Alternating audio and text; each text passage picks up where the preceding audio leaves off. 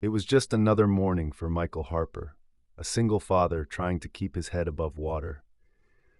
The alarm clock buzzed at 6:30 a.m., and he groggily reached out to silence it. His dark hair was tousled from sleep, and the lines on his face told stories of late nights and early mornings. He lived in a modest apartment in Maplewood Heights, a quiet neighborhood where everyone knew each other by name. Michael's world revolved around his daughter, Sophie, an 8-year-old with bright green eyes and a curious mind. She had this way of making even the toughest days feel lighter. As he prepared breakfast, a bowl of oatmeal and 2 slices of toast, he called out to her. "Sophie, breakfast is ready." "Coming, Dad," she shouted back, bounding into the kitchen with her backpack slung over one shoulder. Her curly brown hair bounced as she moved, and her smile lit up the room. Today wasn't different from any other day. At least, that's what Michael thought until later. After dropping Sophie off at school, Michael headed to the grocery store. Times were tight. His savings account was almost empty after losing his job at the factory 6 months ago. Every dollar counted, so he carefully picked items: bread, milk, eggs, and some vegetables. Standing in line at the checkout, he glanced at the total on the screen. It felt like too much, but there wasn't much choice. As he loaded the bags into his old sedan, which coughed and sputtered more often than it should, he noticed something unusual. A little girl sat alone on the curb near the parking lot entrance. She couldn't have been older than 5 or 6, with blonde pigtails sticking out from under a pink hat. Her small frame trembled slightly as tears streamed down her cheeks. For a moment, Michael hesitated. He had enough problems of his own, bills piling up, rent overdue, and no idea when he'd find steady work again. But then he remembered Sophie. What if someone ignored her if she ever needed help? He sighed, setting the groceries aside, and walked toward the girl. "Hey there," he said softly, crouching down to meet her eye level. "Are you okay?" The little girl sniffled, looking up at him with wide, scared eyes. I can't find my mommy." Michael's heart sank. "What's your name, sweetheart?" "Mia," she whispered. "All right, Mia," he replied gently. "Do you know where your mom might be, or do you have her phone number?" Mia nodded shyly and pulled a crumpled piece of paper from her pocket. Written on it was a phone number and address. Michael dialed the number, but all he got was voicemail. After trying twice more without success, he decided to drive Mia home himself. The ride took about 15 minutes. Along the way, Mia began to relax a little. "You're really nice," she said quietly. Michael smiled warmly. "Well, you're pretty brave for being so young. Everything will be fine." When they arrived at the address, a woman rushed out of the house, panic written all over her face. "Mia!" she cried, scooping the little girl into her arms. Tears streamed down both their faces as they hugged tightly. "Oh, thank you so much," the woman said, turning to Michael. "I was frantic. I didn't realize she wasn't with me until I got home from shopping. I was about to call the police." "It's all right," Michael reassured her. "She's safe now."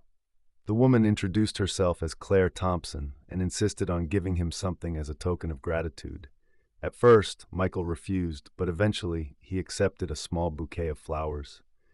"Thank you, Michael," Claire said sincerely. "You're a good man." Before leaving, Claire asked for his contact information. "If there's anything we can do to repay you." "I didn't do it for a reward," Michael replied simply. "Just glad Mia's safe." That evening, as Michael tucked Sophie into bed, he reflected on the day. Helping Mia hadn't changed his circumstances, but it made him feel like he'd done something worthwhile. For once, he went to sleep with a sense of peace. The next morning, however, brought an unexpected twist. While driving to pick up Sophie from school, Michael spotted a sleek black car parked in front of his building. Out stepped a well-dressed man who looked familiar. It was Alan Thompson, Claire's husband. Alan approached Michael with a firm handshake. "Mr. Harper, my wife told me what you did for our daughter yesterday. I wanted to stop by and thank you personally." Michael blinked in surprise. "Oh, it's nice to meet you, Mr. Thompson. Really, it wasn't a big deal." Alan chuckled lightly. "Not a big deal.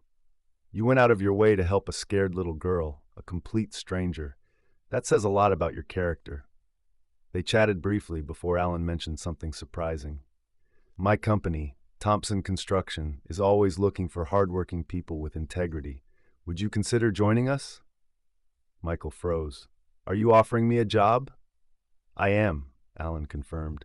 This isn't charity, Michael. You'd earn every penny, but I believe in giving good people opportunities.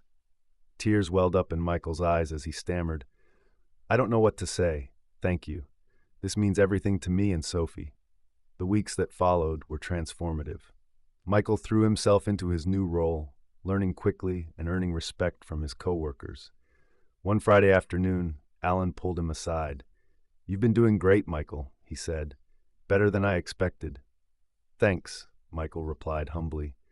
But why are you telling me this? There's something I want to discuss, Alan continued. Stop by the office Monday morning. Monday came, and Michael found himself sitting across from Alan and Claire in their spacious office. They handed him an envelope containing $10,000, a gesture of appreciation for his kindness and dedication. This is too much, Michael protested. It's not, Claire insisted firmly. You've worked hard for us, and this is our way of saying thank you, not just for Mia, but for being the kind of person who makes the world better. Months later, life had improved dramatically for Michael and Sophie. With financial stability restored, Michael started thinking bigger. When Alan offered him a chance to join a management training program, Michael hesitated, but only for a moment. You owe it to yourself and Sophie to take this opportunity, Alan urged. And so, Michael agreed.